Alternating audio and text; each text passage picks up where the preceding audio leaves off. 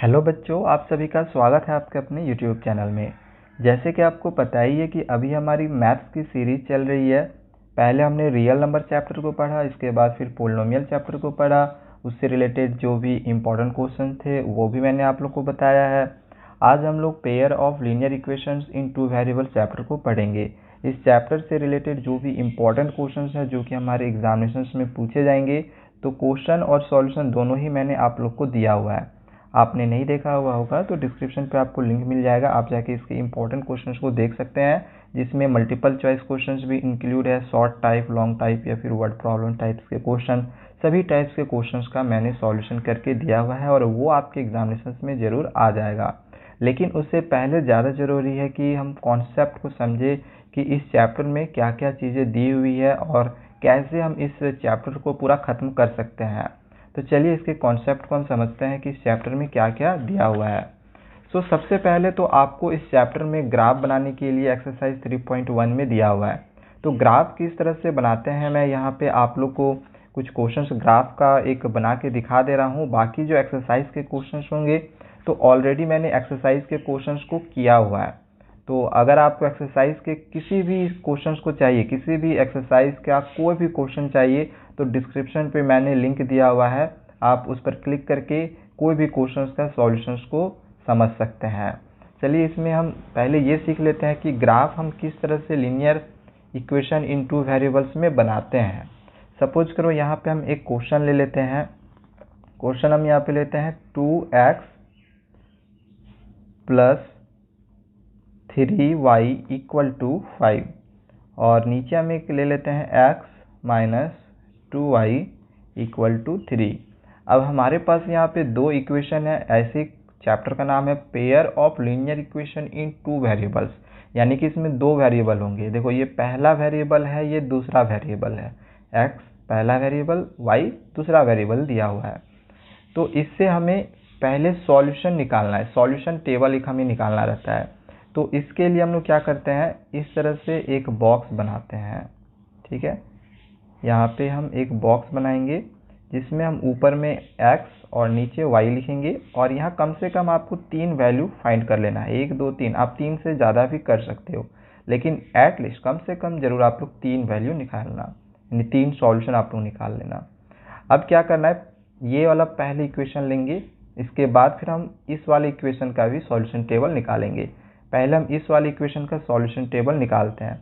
यहाँ पे मैं आप लोग को बता रहा हूँ कि ग्राफ किस तरह से हम प्लॉट करते हैं ग्राफ में किसी भी इक्वेशन को। ठीक है, इसके बाद फिर और भी आगे जो भी चीज़ें आते रहेंगी वो मैं आप लोग को बताऊँगा। अब इसके बाद क्या करना है, आप यहाँ पे जो x या y है, इन दोनों में से किसी को भी आप इक्वल टू के इधर कर दो। सपोज करो इस क्वेश्चन में हम 3y को ही इधर कर देते हैं, आप चाहो तो 2x को भी इधर कर सकते हो। तो ये 2x जैसे का वैसे रहेगा, ये 5 भी जैसे का वैसे रहेगा। बस ये जो 3y है ये इक्वल टू का इधर आ गया, तो ये प्लस है तो ये माइनस 3y हो गया। अब ये 2 है तो 2 तो इसके नीचे आ जाएगा, तो x का वैल्यू क्या हो जाएगा, 5 माइनस 3y बाई 2।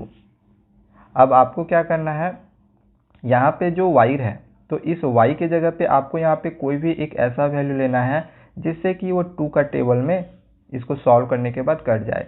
सपोज करो कि यहाँ पे हम y के जगह पे 0 पुट किए, तो 3 0 0 हो जाएगा और 5 में 0 घटाएंगे तो 5 ही होगा, 2 का टेबल में 5 आएगा नहीं। सो हम यहाँ पे y का वैल्यू 0 नहीं लेंगे क्योंकि 2 का टेबल में 5 नहीं आता। आप ले भी सकते हो, लेकिन ज़्यादातर कोशिश करना कि जो कट जाए वैसे नंबर्स को लेना। अब जैसे यहाँ y के जगह पे हम 1 ले लिए, तो 3 1 जा 3, 5 में 3 घटाएंगे तो 2 और 2 2 कट जाएगा। तो यहाँ y के जगह पे एक बार हम यहाँ पे 1 ले लिए। अब एक एक छोड़ के ही आप लोग ले लेना, क्योंकि 2 का टेबल में कटेगा तभी जब वो एक एक नंबर हम लोग छोड़ के लेंगे, या फिर ऐसे पता नहीं चलेगा तो 1 के बाद आप लोग 2 पुट करके देखो, 3 2 जा 6, 6 में 5 घटाएंगे तो 1। अब 2 का टेबल में तो 1 आएगा नहीं। ठीक है, अब इसके बाद हम 3 पुट करके देखते हैं, 3 3 जा 9, 9 में 5 घटाएंगे तो 4, 2 का टेबल में 4 आ जाएगा। सो हम यहाँ पे 3 पुट कर लिए। देखो 1 3 एक छोड़ के 1 1 2 छोड़ दिए 3, फिर 4 छोड़ देंगे 5। इस तरह से आप लोग लिख लेना सॉल्यूशन टेबल, और नहीं पता चलेगा डायरेक्ट आप लोग यहाँ पुट करके देख लेना कि जो भी नंबर से यहाँ पुट करने के बाद आए, कट जाए घटाने के बाद, तो वही नंबर आप लोग को यहाँ पे लेना है। ठीक है, अब क्या करना है, ये जो पहले हमने y का वैल्यू 1 माना हुआ है तो इस तरह से लिखेंगे कि if y is equal to 1 therefore x is equal to 5 minus 3, y के जगह पे हम 1 पुट कर रहे हैं तो y के जगह पे हम यहाँ पे मल्टीप्लाई 1 कर देंगे और नीचे 2 है जैसे का वैसे उतार देंगे। तो ये 5 जैसे का वैसे रहेगा, माइनस है 3 1 जा 3 हो गया, नीचे 2 हो गया, 5 में 3 घटाए तो 2 हो गया, नीचे 2 है इसको काट दो, 2 1 जा 2, तो x का वैल्यू 1 निकल गया, x का 1 निकला। तो जब हम y का वैल्यू 1 पुट किए तो x का 1 निकला, तो हम यहाँ पे लिख देंगे। अब y का वैल्यू हम 3 पुट कर रहे हैं तो यहाँ पे लिखना है वेन या फिर इफ, आप कुछ भी लिख सकते हो, if y is equal to 3 therefore x का वैल्यू क्या होगा, x का वैल्यू यहाँ पे हम y का वैल्यू अब 3 पुट कर रहे हैं तो x का वही 5 माइनस 3 मल्टीप्लाई y के जगह पे हम यहाँ 3 पुट कर रहे हैं और नीचे 2 है, तो ये 5 जैसे का वैसे ही उतरेगा, 3 3 जा 9 हो गया और ये 2 ऐसे उतार दिए, 9 में 5 घटाएंगे तो 4 होगा, नीचे 2 है आप रहने दो। लेकिन यहाँ पे देखो तो इन दोनों में से बड़ा 9 है, इसके पहले माइनस का साइन है तो माइनस का साइन लगा देंगे, 2 2 जा 4, तो x का वैल्यू इस बार -2 निकला। अगर y का 3 तो x का -2।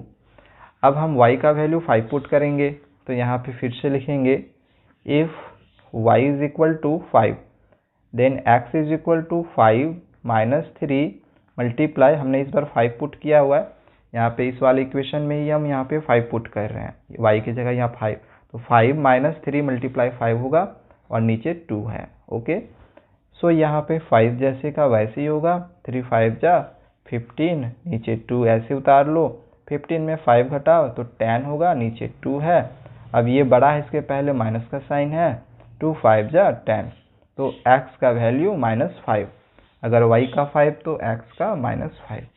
ठीक है, तो एक सॉल्यूशन टेबल इस वाले इक्वेशन से हमने अभी निकाला। ठीक है, तो आप इसको इक्वेशन 1 भी मान सकते हो, इक्वेशन 2 भी मान सकते हो, तो ये इसका तो हो गया इक्वेशन 1 का काम। अब हम इक्वेशन 2 लेंगे, फ्रॉम इक्वेशन 2 लिखेंगे यहाँ पे इस तरह से, फ्रॉम इक्वेशन 2। अब इक्वेशन 2 में हम लोग का क्वेश्चन दिया हुआ था x minus 2y equal to 3। ठीक है, अब जिस तरह से हमने इक्वेशन 1 को सॉल्व किया बिल्कुल इसी तरह से हम इस वाले इक्वेशन को भी सॉल्व करेंगे। x या y किसी को भी आपको इक्वल टू का इधर करना है, तो इसमें भी हम y वाले टर्म को इधर करते हैं, तो x इधर ही आने देते हैं, ये 3 जैसे का वैसे ही है, ये -2y इक्वल टू का इधर आ गया तो +2y हो गया। अब हमें इसका भी एक सॉल्यूशन टेबल निकालना है। ठीक है, तो फिर से हम 3 यहाँ पे वैल्यू निकालेंगे, फिर से आपको यहाँ पे y का कोई भी वैल्यू लेना है जिससे कि हम x का वैल्यू निकाल सके। तो इस बार आप देखो यहाँ पे कोई भी नंबर नहीं है नीचे में, तो इस बार आप कुछ भी नंबर ले सकते हो अपने मन से, कुछ भी। हम मान के चलो -2 ले लिए, 0 ले लिए और एक हम यहाँ पे 1 ले लिए, खुद से कुछ भी आप यहाँ पे डिजिट ले सकते हो। सो इस बार हम y की जगह पे पहले -2 पुट करेंगे, तो यहाँ पे लिख लो कि if y is equal to -2 therefore x का वैल्यू कितना होगा 3 + 2 और y की जगह पे इस बार -2 पुट किए, तो 3 प्लस माइनस माइनस और 2 2 जा 4, 4 में 3 घटाएंगे तो 1 होगा, ये बड़ा है माइनस का साइन है तो माइनस का साइन डाल दिए, तो x का वैल्यू -1 हो गया यदि y की जगह पे हम -2 पुट करते हैं तो। अब y की जगह पे हम 0 पुट करेंगे। ठीक है, तो if y is equal to 0 then x का वैल्यू क्या होगा, तो 3 प्लस यहाँ पे 2 है और इस बार y की जगह 0 पुट कर रहे हैं, तो x is equal to 3 plus 2 0 जा 0, that means x is equal to 3। बस आप लोग सॉल्व करते रहो, तो यहाँ पे y का वैल्यू 0 तो x का 3, अब y का यहाँ पे 1 लेंगे, तो x इज इक्वल टू यहाँ पे लिख लो if y is equal to 1, तो x इज इक्वल टू कितना हो जाएगा, x is equal to 3 plus 2 यहाँ पे 2 और y की जगह पे हम यहाँ पे y की जगह 1 ले रहे हैं तो 1 हो गया। सो इस तरह से x का वैल्यू कितना निकल जाएगा, 3 प्लस 2 1 जा 2, तो x इज इक्वल टू 3 और 2 5 हो गया यानी 5।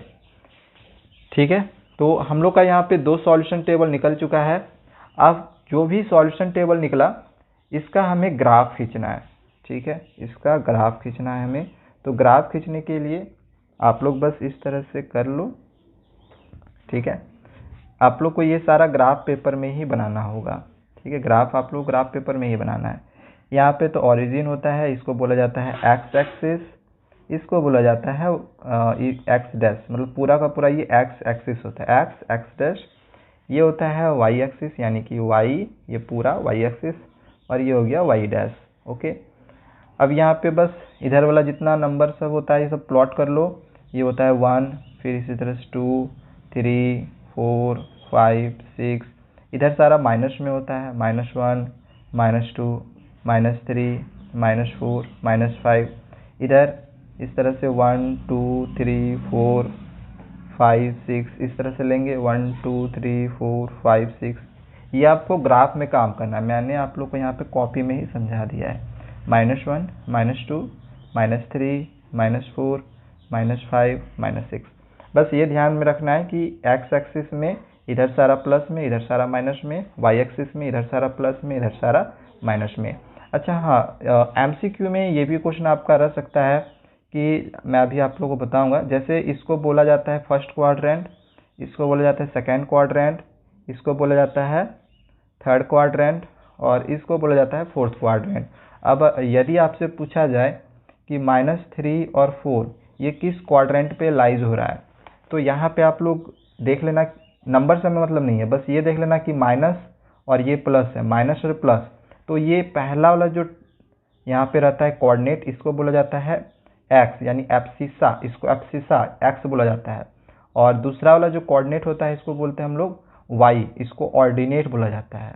तो कई बार एब्सिसा और ऑर्डिनेट करके भी क्वेश्चन दे देता है, ध्यान में रखना कि एब्सिसा इतना दिया हुआ है, ऑर्डिनेट दिया हुआ है, तो आप यहाँ पे ग्राफ में प्लॉट करके दिखाओ, या फिर किसी भी तरह से क्वेश्चन दिया हुआ रह सकता है एब्सिसा और ऑर्डिनेट को लेके। ये हम कोऑर्डिनेट ज्योमेट्री में और अच्छे से पढ़ेंगे, ठीक है। तो हमें यहाँ पे बताना है कि -3 और 4 कौन से कोऑर्डिनेट में लाइज हो रहा है। तो माइनस और प्लस है, यानी एक्स का माइनस, तो एक्स का माइनस इधर वाला है, और वाई का प्लस में है, ठीक है, वाई वाला प्लस में है, तो वाई का प्लस में ये सब है, तो ये सेकेंड क्वाड्रेंट में लाइज होगा, ठीक है। तो ये हम कोऑर्डिनेट ज्योमेट्री में और अच्छे से पढ़ेंगे। तो फिलहाल अभी हम ये नहीं कर रहे हैं कि कौन सा क्वाड्रेंट में लाइज हो रहा है, फिलहाल हमें अभी यहाँ पे प्लॉट करना है ये वाला जो अभी हमने सॉल्यूशन टेबल निकाला था।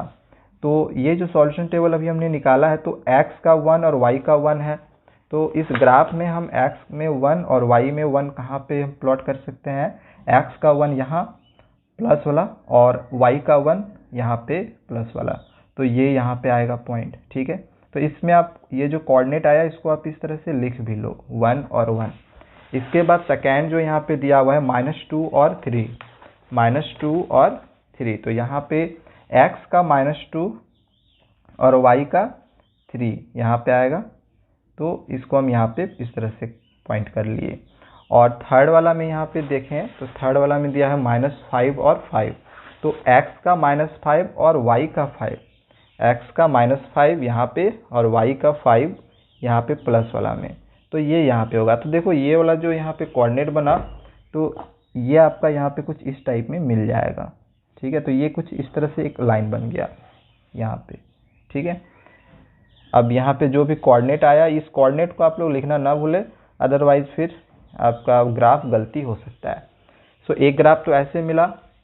अब इस वाले को हम प्लॉट करेंगे, x का -1 y का -2, x का -1 y का -2 यहाँ पे आ रहा है, पॉइंट यहाँ पे दे देते हैं। इसके बाद है x का 3 y का 0, तो x का 3 पॉजिटिव में लेंगे हम, और y का 0 यहीं पे रह जाएगा, तो यहीं पे पॉइंट बन जाएगा, ठीक है। फिर x का 5 y का 1, x का 5 x का पॉजिटिव में लेंगे 5 ये, और y का 1 यहाँ पे। आप देखो ये वाला जो यहाँ पे हो रहा है कुछ इस टाइप में, ठीक है। तो बस इसको हम इस तरह से मिला दिए, तो बस ये हम लोग का यहाँ पे ये ग्राफ जो होगा ये कंप्लीट हो जाएगा। सो इस तरह से आपको ग्राफ बनाने हैं। ग्राफ वाला बहुत सारा क्वेश्चन आपका किताब में यहाँ पे दिया हुआ है, ठीक है। किताब में आपके बहुत सारे क्वेश्चन यहाँ पे ग्राफ में दिए हुए हैं। यहाँ पे मैं आप लोग को दिखा देता हूँ। एक्सरसाइज 3.1 में यहाँ पे 3 वर्ड प्रॉब्लम टाइप्स के क्वेश्चन दिए हुए हैं, ये तीनों ही आपको ग्राफ में बनाने हैं। तीनों ही क्वेश्चन का मैंने सॉल्यूशन किया हुआ है, आप डिस्क्रिप्शन पे चेक कर लो, वहाँ पे जो भी क्वेश्चन का आपको सॉल्यूशन चाहिए बस उस पर आप क्लिक करो, ठीक है। एक्सरसाइज वाइज, क्वेश्चन वाइज मैं आपको डिस्क्रिप्शन पे लिंक दे दे रहा हूँ, मैंने तीनों ही क्वेश्चन बनाया हुआ है। ओके, सो ये हो गया। अब यहाँ पे मोस्ट इम्पॉर्टेंट चीज़ है जो कि हमें याद रखनी है। क्या याद रखना है? देखो, ग्राफिकल रिप्रेजेंटेशन के लिए हमें ये टेबल एकदम याद रख लेना है, आगे और भी इससे रिलेटेड क्वेश्चंस भी आप लोग को मिलेंगे, ठीक है। अब यहाँ पे मैं आप लोग को इसको समझा भी देता हूँ ये क्या है। देखो, ग्राफ जब भी हम लोग बनाते हैं इस तरह से, जब हम ग्राफ बनाएंगे तो क्या क्या पॉसिबिलिटी हो सकता है और क्या पॉसिबिलिटी नहीं हो सकता है, इसको हम देख लेते हैं। ये तो अभी हमने समझ ही लिया है कि ये एक्स एक्सिस है, ये वाई एक्सिस है, ये एक्स डैश, वाई डैश, ठीक है।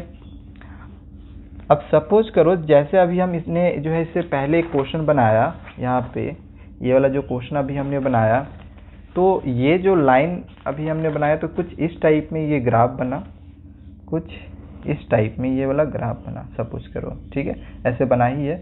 तो ये क्या हुआ, ये दो लाइन आपस में इंटरसेक्ट हुआ, ठीक है, दो लाइन आपस में इंटरसेक्ट हुआ, बीच में कटा, तो इसको बोला जाता है इंटरसेक्टिंग लाइन, ठीक है, इंटरसेक्टिंग लाइंस। और इंटरसेक्टिंग लाइंस को ही हम कहते हैं यूनिक सॉल्यूशन, या फिर इसी को हम कह सकते हैं एग्जैक्टली वन सॉल्यूशन, ठीक है, याद रखना इस चीज को, यूनिक सॉल्यूशन या फिर एग्जैक्टली वन सॉल्यूशन, ठीक है। ये कौन सा लाइन हुआ? इंटरसेक्टिंग लाइंस, इसको कहते हैं हम इंटरसेक्टिंग लाइंस, इंटरसेक्टिंग लाइंस।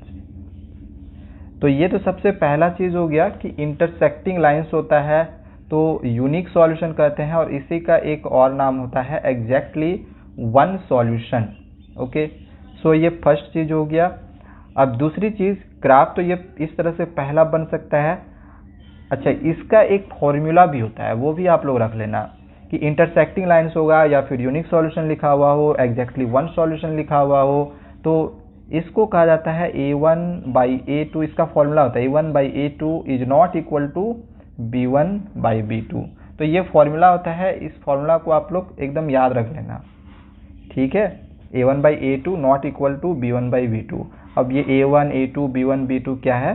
तो जैसे हम लोग कोई भी एक इक्वेशन ले लेते हैं, a1x plus b1y plus c1 equal to 0, और ये तो पहला इक्वेशन होगा। दूसरा इक्वेशन हम ले लेते हैं a2x plus b2y plus c2 बराबर 0। यहाँ पे हमने दो लीनियर इक्वेशन ले लिया, तो यहीं पे जो a1, a2, b1, b2, c1, c2 है, तो यही सब होता है, ठीक है। तो ग्राफ तो ये पॉसिबल हुआ कि एक ऐसे बन सकता है, और भी ग्राफ कैसा बन सकता है?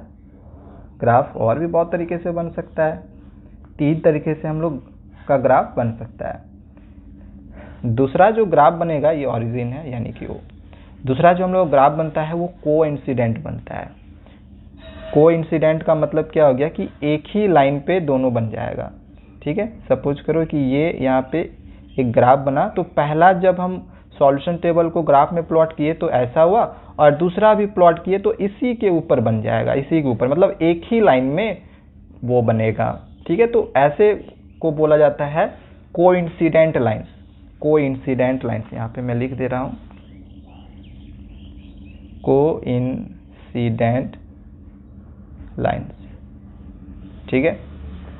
कोइंसिडेंट लाइंस को हम लोग इनफाइनाइटली मैनी सॉल्यूशंस भी कहते हैं, ठीक है। कोइंसिडेंस को इनफाइनाइटली मैनी सॉल्यूशंस भी कहते हैं। दोनों आप लोग को याद रखना है, कोइंसिडेंट लाइंस और इनफाइनाइटली मैनी सॉल्यूशंस। अब इसमें बहुत सारा सॉल्यूशन होगा, सो इसके वजह से इसका फॉर्मूला क्या होगा? a1/a2 equal to b1/b2 equal to c1/c2, ठीक है। तो ये ग्राफ का दूसरा तरीका हो गया बनने का, ये पहला तरीका था, दूसरा तरीका था। और एक और तरीका है, तीसरा तरीका, तो इसको भी अब हम देख लेते हैं, क्योंकि 3 तरीके से ग्राफ बन सकता है।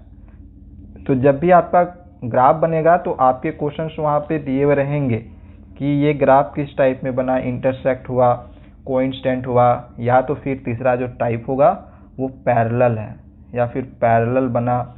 तो इससे रिलेटेड अभी हम पढ़ेंगे पैरेलल। इसी को हम कहते हैं नो सॉल्यूशन, नो सॉल्यूशन। ठीक है, इसका फॉर्मूला लिख देता हूं मैं यहाँ पे, a1/a2 equal to b1/b2 is not equal to c1/c2। ठीक है, तो ये इसका फॉर्मूला होता है पैरेलल के लिए। तो ग्राफ किस तरह से बनेगा पैरेलल में, तो ये कुछ इस टाइप में पैरेलल। पहला वाला जब सॉल्यूशन टेबल हम पुट किए तो कुछ ऐसा बना, ऐसा, और फिर दूसरा वाला में इसी के पैरेलल बनेगा यहाँ। अब जरूरी नहीं है कि ग्राफ यहीं पे बने, आपका ग्राफ यहाँ पर भी बन सकता है, लेकिन बनेगा तो वो पैरेलल ही बनेगा। ठीक है, यहाँ पर भी बन सकता है, यहाँ पर भी बन सकता है, किसी भी वे में बने, लेकिन जब भी वो इस तरह से पैरेलल बने तो पैरेलल को कहा जाता है नो सॉल्यूशन, और फॉर्मूला होता है a1/a2 equal to b1/b2 not equal to c1/c2। So यहाँ पे एक बार हम क्विक रिवीजन कर लेते हैं। इंटरसेक्टिंग लाइन्स होगा तो यूनिक सॉल्यूशन, यानी कि एग्जैक्टली वन सॉल्यूशन, सिर्फ एक ही सॉल्यूशन होगा। फॉर्मूला हम लोग कहेंगे a1/a2 not equal to b1/b2। अब यहाँ पे आप देख लो, जैसे कि ये वाला क्वेश्चन था, अगर आपसे बोला जाता कि ये जो दो लाइन्स है, ये पहला लाइन और दूसरा लाइन, तो ये ग्राफ किस प्रकार से बना, तो ये देखो इंटरसेक्ट हुआ, तो इसको हम क्या कहेंगे, इंटरसेक्टिंग लाइन्स। अब आपसे अगर पूछा जाए आपके क्वेश्चन में कि इंटरसेक्टिंग लाइन्स का फॉर्मूला लिखो, what is the formula of intersecting lines, then a1/a2 is not equal to b1/b2। इससे रिलेटेड आपके अभी क्वेश्चंस भी मिलेंगे, क्वेश्चंस का भी सॉल्यूशन अभी मैं आपको करके सिखाऊंगा। ठीक है, इसमें अगर जरूरी नहीं है कि इंटरसेक्टिंग लाइन्स ही बोल दिया जाए, हो सकता है इंटरसेक्टिंग लाइन्स की जगह पे आपका क्वेश्चन रहेगा यूनिक सॉल्यूशन और बोला जाएगा उसका फॉर्मूला बताओ। तो यूनिक सॉल्यूशन के लिए अभी मैंने बताया आप लोग को कि a1/a2 नॉट इक्वल टू होता है b1/b2 का। तो ये 3 चीजें हो गया, पहला तो इंटरसेक्टिंग लाइन्स, दूसरा कोइंसिडेंट लाइन जिसे हम इनफाइनाइटली मैनी सॉल्यूशंस भी कहते हैं, और इसका कुछ इस प्रकार से ग्राफ बनता है। ठीक है, ये जरूरी नहीं यहाँ पे बने, जैसे मान के चलो सॉल्यूशन टेबल यहाँ पे बना, तो एक ही में ये दोनों जो लाइन होता है एक ही में लाइज हो जाएगा। ठीक है, या फिर ऐसे बना किसी भी वे में। और तीसरा होता है पैरेलल, पैरेलल यानी कि नो सॉल्यूशन, और इसका फॉर्मूला होता है a1/a2 इक्वल टू b1/b2 और नॉट इक्वल टू c1/c2, और इसका ग्राफ कुछ इस टाइप में बनता है। अब इसमें एक बात और याद रखना है कि जो कोइंसिडेंट लाइन्स होगा और जो इंटरसेक्टिंग लाइन्स होगा, तो इन दोनों को ही बोला जाता है कंसिस्टेंट। ठीक है, इसको बोला जाता है कंसिस्टेंट। ठीक है, ध्यान में रखना। आपसे अगर पूछा जाए कि कंसिस्टेंट है ये वाला ग्राफ या फिर इनकंसिस्टेंट है, ये ग्राफ कंसिस्टेंट है या फिर इनकंसिस्टेंट है, तो इसको कंसिस्टेंट कहेंगे, क्योंकि ये यूनिक सॉल्यूशन है, यानी कि इंटरसेक्टिंग लाइन्स है, और इंटरसेक्टिंग लाइन्स रहेगा दैट मीन्स कि वो कंसिस्टेंट ही होगा। और यदि ग्राफ पैरेलल बने यानी कि नो सॉल्यूशन हो, तो इसको कहा जाता है इनकंसिस्टेंट, इनकंसिस्टेंट। ठीक है, इससे रिलेटेड बहुत सारे क्वेश्चंस आपके एनसीईआरटी किताब में दिए हुए हैं। सो ये वाला कॉन्सेप्ट हम लोग का यहाँ पे खत्म होता है। आई होप कि आपको समझ में आ गया हो। यदि आपको अब इससे रिलेटेड क्वेश्चन चाहिए तो यहाँ पे आप लोग देख लो, एक्सरसाइज 3.2 में यहाँ पे ग्राफ में क्वेश्चन बनाना है, और ग्राफ बना लेने के बाद आपको फिर वहाँ पे बताना भी होगा कि किस टाइप का ये सॉल्यूशन है, इंटरसेक्टिंग होगा या फिर पैरेलल होगा, ठीक है, या फिर कोइंसिडेंट होगा। सो इसका सॉल्यूशन भी मैंने किया हुआ है, डिस्क्रिप्शन पे आपको लिंक मिल जाएगा। आपको कोई भी सॉल्यूशन चाहिए आप देख सकते हैं। अब देखो जैसे ये क्वेश्चन 2 है, तो 2 को मैं यहाँ पे आप लोग को एक क्वेश्चन यहाँ पे बस आपको एक सैंपल की तरह बना के दिखा देता हूँ, हालांकि मैंने इसका भी सॉल्यूशन किया हुआ है। ठीक है, क्वेश्चन नंबर 2 का हम एक क्वेश्चन बनाते हैं, चलो 3 नंबर बना लेते हैं इस बार। 6x - 3y + 10 = 0, 2x - y + 9 = 0। ठीक है, तो यहाँ पे करना क्या है, सबसे पहले हम a1 B1 C1 लिखेंगे, A2 B2 C2 लिखेंगे। तो A1 का वैल्यू हम यहाँ पे 6 लिख लिए, ये है B1 का वैल्यू हम -3 लिख लिए, और ये है C1 का वैल्यू 10 लिख लिए। ध्यान रखना कभी भी ये इक्वल टू का इधर कांस्टेंट टर्म रहेगा, तो इसको आपको इधर करना है पहले, ठीक है। तो इधर ऑलरेडी है इसमें। A2 का वैल्यू यहाँ पे 2 है, यहाँ पे B2 का वैल्यू y का कॉफिशिएंट दैट मीन्स की -1, इसके साथ कोई भी नंबर नहीं है, या दैट मीन्स की 1 लिखेंगे, और माइनस है तो माइनस। और C2 का वैल्यू यहाँ पे हम 9 ले लिए। अब हमें निकालना क्या है, A1/A2 सबसे पहले, इसके बाद क्या निकालेंगे B1/B2, और इसके बाद निकालेंगे C1/C2। तो A1 का वैल्यू 6, A2 का वैल्यू 2, B1 का वैल्यू -3, B2 का वैल्यू -1, C1 का वैल्यू 10 और C2 का वैल्यू 9। अब यहाँ पे देखो ये तो कट जाएगा, 2 3 जा 6, तो ये 3 आ गया, ये माइनस माइनस कट जाएगा, ये भी 3 आ गया, ये तो 10/9 है। अब यहाँ पे अगर आप देखो तो ये 3 3 मिल जा रहा है, ये नहीं मिल रहा है, यानी कि ये दोनों इक्वल है और ये इक्वल नहीं है। तो इसको हम इस तरह से लिख सकते हैं कि A1/A2 इक्वल है B1/B2 का, और नॉट इक्वल टू है C1/C2 का। और ये क्या होता है, ये होता है पैरेलल, ठीक है। अभी हमने देखा था इसका फॉर्मूला, यहाँ पे देख लो ये सेम है। तो ये होता है पैरेलल यानी कि नो सॉल्यूशन, और इसी को कहेंगे इनकंसिस्टेंट। तो यहाँ पे देखो पैरेलल इंटरसेक्ट होगा, कोइंसिडेंट होगा, इन तीनों में से बताना है, तो क्या होगा, पैरेलल होगा। तो बस यहाँ पे आप लोगों को क्या लिख देना है, पैरेलल, ब्रैकेट के अंदर आप लिख सकते हो इस तरह से, या फिर यहाँ पे लिख सकते हो आप इस तरह से कि इट इज़ पैरेलल। ओके, सो इस तरह से हम किसी भी क्वेश्चन को यहाँ पे बना सकते हैं। अब यहाँ पे इसी तरह से सेम यही क्वेश्चन है, आपको बस इसमें कंसिस्टेंट और इनकंसिस्टेंट बताना है। तो इंटरसेक्टिंग लाइन्स आएगा या फिर कॉन्स्टेंट लाइन्स आएगा तो वो कंसिस्टेंट हो जाएगा, अगर पैरेलल आया तो इनकंसिस्टेंट हो जाएगा। सेम उसी तरह से बनाओगे जिस तरह से हमने अभी इस क्वेश्चन को बनाया। ओके, तो ये क्वेश्चन भी आप लोग का हो जाएगा, और नहीं होगा डिस्क्रिप्शन पे आपके सारे सॉल्यूशन मिल जाएंगे, बस आप लोग एक बार चेक कर लेना, ठीक है। चाहे ये सब ग्राफ में प्लॉट करना है तो ये भी आपको डिस्क्रिप्शन पे मिल जाएगा, इसका भी मैंने डिस्क्रिप्शन पे लिंक दे रखा है। इन सभी क्वेश्चन का आपको सॉल्यूशन डिस्क्रिप्शन पे मिल जाएगा। बस मैंने आपको यहाँ पे तरीका बता दिया है कि किस तरीके से आप बना सकते हो, किस तरीके से आप ग्राफ बना सकते हो। बाकी समझना होगा वर्ड प्रॉब्लम के क्वेश्चंस को, तो जाओ डिस्क्रिप्शन पे चेक कर लो अपने आंसर्स को। ओके, सो ये हो गया। अब हमें यहाँ पे एक मेथड पढ़ना है, सब्स्टिट्यूशन मेथड। ओके, तो सब्स्टिट्यूशन मेथड क्या होता है, इससे हम x और y का वैल्यू फाइंड करते हैं। अब जैसे यहाँ पे एक क्वेश्चन दिया हुआ है, इस क्वेश्चन को अभी हम सॉल्व करने के लिए सीखेंगे। सब्स्टिट्यूशन बस हमें मेथड सीखना है, दो मेथड आप लोगों को पढ़ना है, एक है सब्स्टिट्यूशन मेथड और दूसरा है एलिमिनेशन मेथड। और तीसरा एक जो मेथड है बाय क्रॉस मल्टीप्लिकेशन मेथड, तो वो वाला मेथड हमारे 2021 बोर्ड एग्जामिनेशंस के लिए देखा जाए तो हटा दिया गया है, ठीक है। तो बाय क्रॉस मल्टीप्लिकेशन मेथड हम नहीं पढ़ेंगे, सब्स्टिट्यूशन मेथड हमें सीखना होगा, क्योंकि क्वेश्चन रह सकता है कि solve x and y for by using substitution method. तो वहाँ पे हमें सब्स्टिट्यूशन मेथड का ही यूज़ करके x और y का वैल्यू फाइंड करना है। सब्स्टिट्यूशन मेथड से बनाने के लिए हम लोग क्या करते हैं, इसको इक्वेशन 1 मान लेते हैं, इसको इक्वेशन 2 मान लेते हैं। अब इन दोनों ही इक्वेशन में से कोई भी आप एक इक्वेशन ले लो, जैसे सपोज करो हमने नीचे वाला एक इक्वेशन ले लिया ये।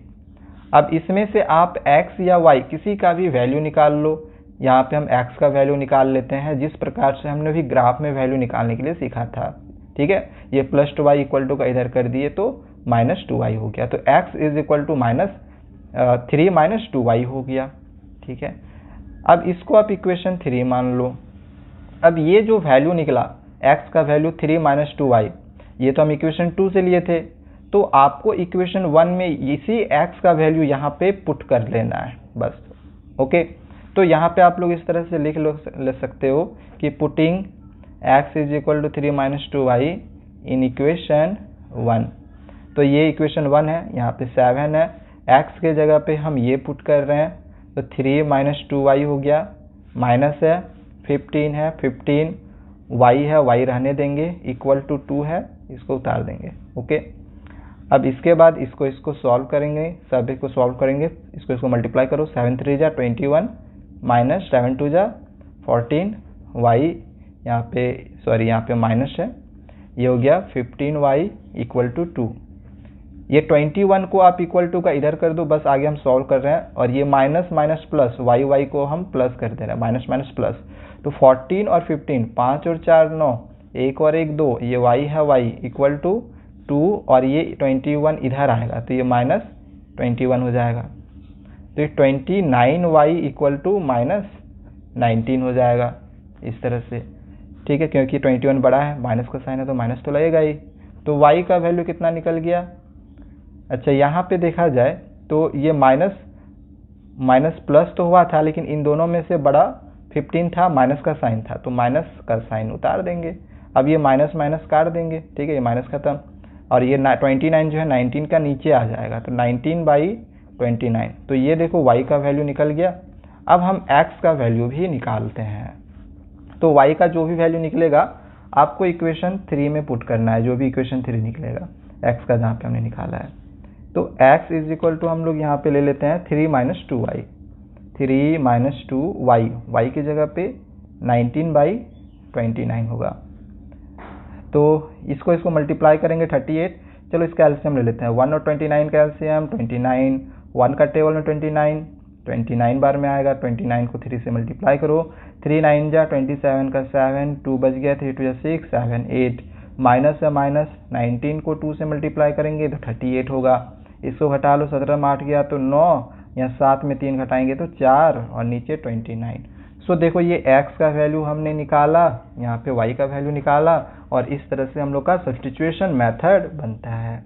तो आई होप कि सब्स्टिट्यूशन मेथड भी आपको समझ में आ गया होगा कि किस तरह से सब्स्टिट्यूशन मेथड से हम किसी भी क्वेश्चंस को सॉल्व करते हैं और x और y का वैल्यू फाइंड करते हैं।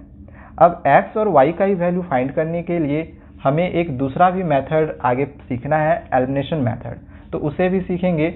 इससे पहले मैं यहाँ पे आप लोग को इससे रिलेटेड क्वेश्चन दिखा दे रहा हूँ, जो कि आपकी एक्सरसाइज 3.3 में दिए हुए हैं, ठीक है। तो जो भी प्रोसेस से अभी मैंने आप लोग सिखाया है सब्स्टिट्यूशन मेथड का यूज करते हुए, आपको ये सारे क्वेश्चन बनाने हैं। आप लोग ट्राई करो, बनाने का कोशिश करो। जो भी क्वेश्चन नहीं मिले तो आपको लिंक मिल जाएगा डिस्क्रिप्शन पे, आप उसके आंसर्स को वहाँ पे चेक कर सकते हो। इसका भी मैंने सॉल्यूशन किया हुआ है, और इस वाले क्वेश्चंस का भी मैंने सॉल्यूशन किया हुआ है। जितने भी वर्ड प्रॉब्लम है या फिर कोई भी क्वेश्चन है, सारे क्वेश्चंस को मैंने बनाया हुआ है। आप लोग एक बार चेक जरूर कर लेना, ठीक है। जो भी क्वेश्चन ना बने, जितने भी वर्ड प्रॉब्लम टाइप्स के क्वेश्चन है आप यहाँ पे देख सकते हो, मैंने यहाँ पे सारा समझाया हुआ है। तो आपको सॉल्यूशन मिल जाएगा, सारे क्वेश्चन का सॉल्यूशन मिल जाएगा डिस्क्रिप्शन पे, आप लोग जाओ वहाँ पे एक बार चेक कर लेना, ठीक है। सो ये तो हो गया सब्स्टिट्यूशन मेथड। नेक्स्ट हम लोग का आता है एलिमिनेशन मेथड। एलिमिनेशन मेथड से हम लोग किस प्रकार से x और y का वैल्यू फाइंड करते हैं, तो एलिमिनेशन मेथड भी अब हम यहाँ पे सीख लेते हैं। सो इसमें दिया हुआ है 2x + 3y = 8, और यहाँ पे हम लिख लेते हैं 4x + 6y = 7। एक क्वेश्चन ले लिए, ठीक है। एलिमिनेशन मेथड से बनाने के लिए आपको क्या करना है, इसको इक्वेशन 1 मान लेना है और इसको इक्वेशन 2 मान लेना है। अब एलिमिनेशन मेथड का मतलब क्या हो गया कि एलिमिनेट करना, या तो आप x को एलिमिनेट करो या तो फिर आप y को एलिमिनेट करो।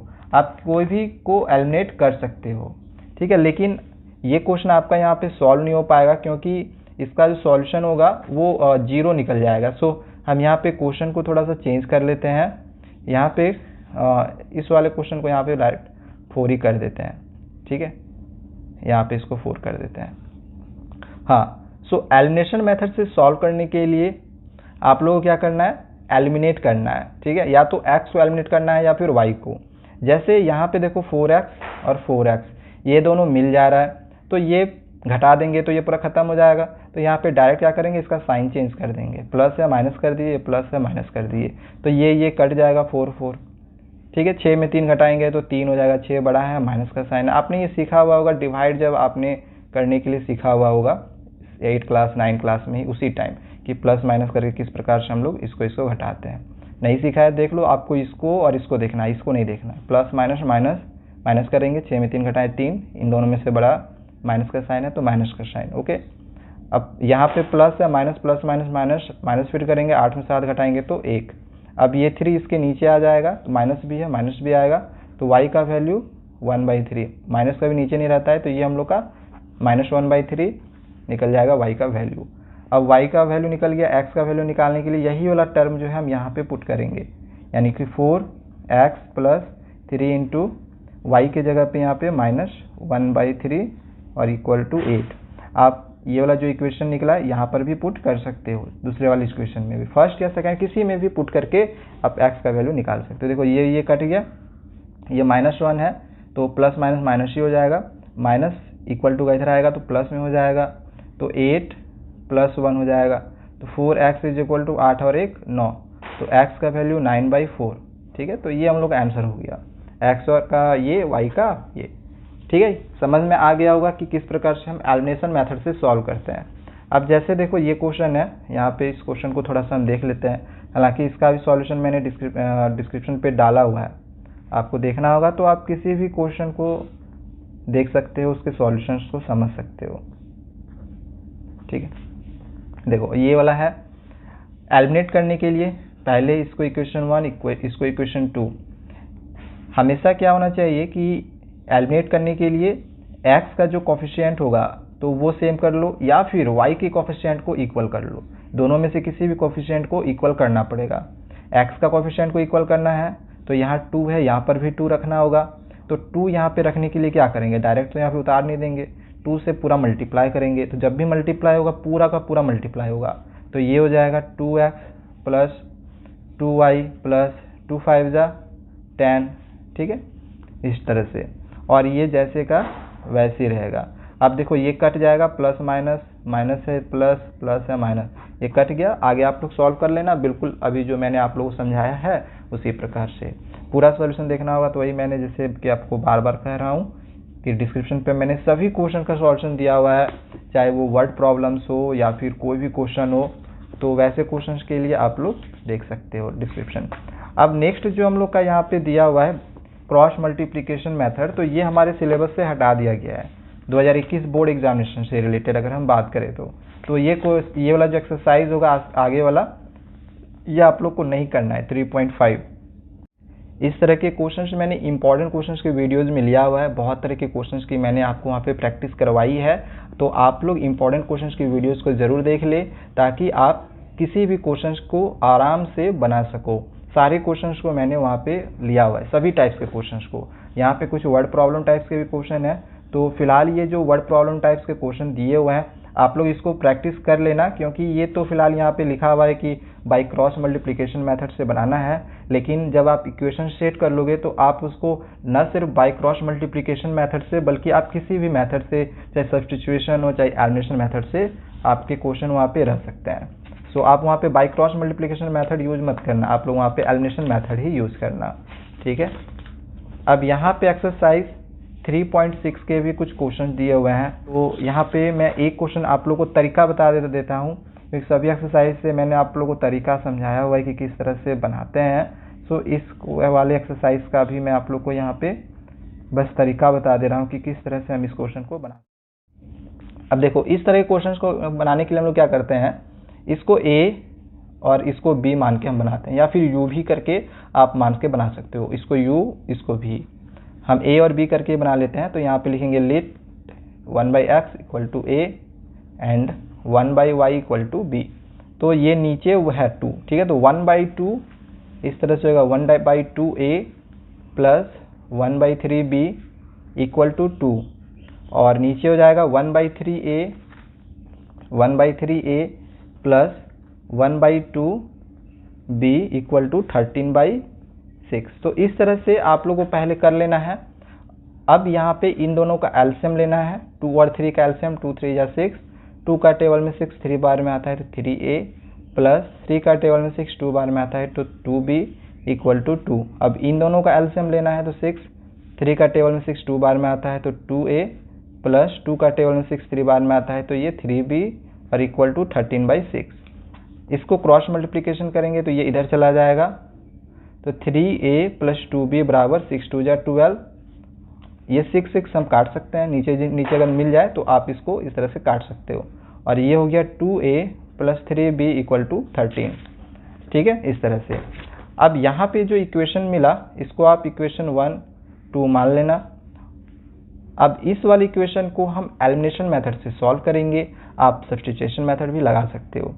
तो सॉल्व करने के लिए क्या करते हैं, एलिमिनेट करने के लिए एलिमिनेशन मेथड से इसका कोफिशिएंट या फिर इसका कोफिशिएंट, दोनों का कोफिशिएंट इक्वल होना चाहिए। तो ए का कोफिशिएंट यहाँ पे 3 है और इसका 2 है, तो इसको अगर हम 2 से मल्टीप्लाई कर दे और इसको 3 से मल्टीप्लाई कर दे तो 2 3 जा 6, 6 मिल जाएगा, फिर ये कट जाएगा।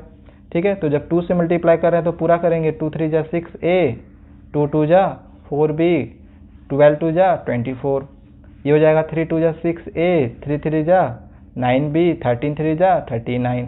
ठीक है, अब इसका साइन चेंज कर देते हैं। अभी हमने सीखा ये कट हो गया। अब यहाँ पे 9 में 4 घटाएंगे तो 5b, ये बड़ा है माइनस का साइन। अब 39 में 24 घटा लो, 9 4 का 5, 3 में 2 घटाए तो 1, 39 बड़ा है माइनस का साइन, माइनस माइनस कैंसिल, 5 इसके नीचे आ जाएगा तो 15/5, 5 3 जा 15, तो b का वैल्यू 3। ठीक है, b का वैल्यू निकल गया। अब हम a का वैल्यू निकालेंगे, तो ये 3 जो b का वैल्यू आया इस वाले इक्वेशन में पुट कर दो, तो 3a + 2b के जगह पे यहाँ पे 3 पुट किए, 2 3 जा 6, इधर घटा दो, तो 3a = 12 - 6 हो गया। तो 3a = कितना हो जाएगा, 12 में 6 घटाएंगे तो 6। अब 3 इसके नीचे आ जाएगा तो a का वैल्यू 6/3, 3 2 जा 6। तो a और b का वैल्यू हमने अभी फाइंड किया।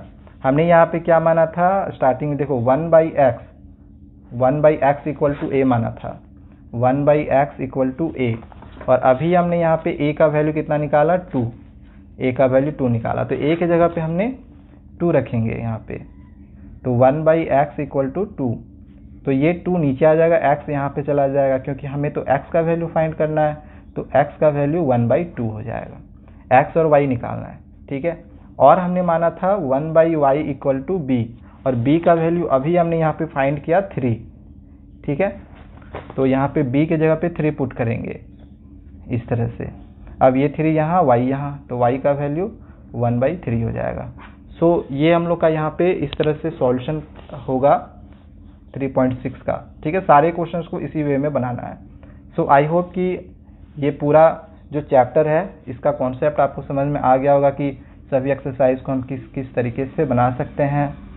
सो आज के लिए बस इतना ही। नेक्स्ट चैप्टर को हम लोग इसी तरह से आगे पढ़ते रहेंगे। सो चैनल को आप सब्सक्राइब करके रखो। Thank you.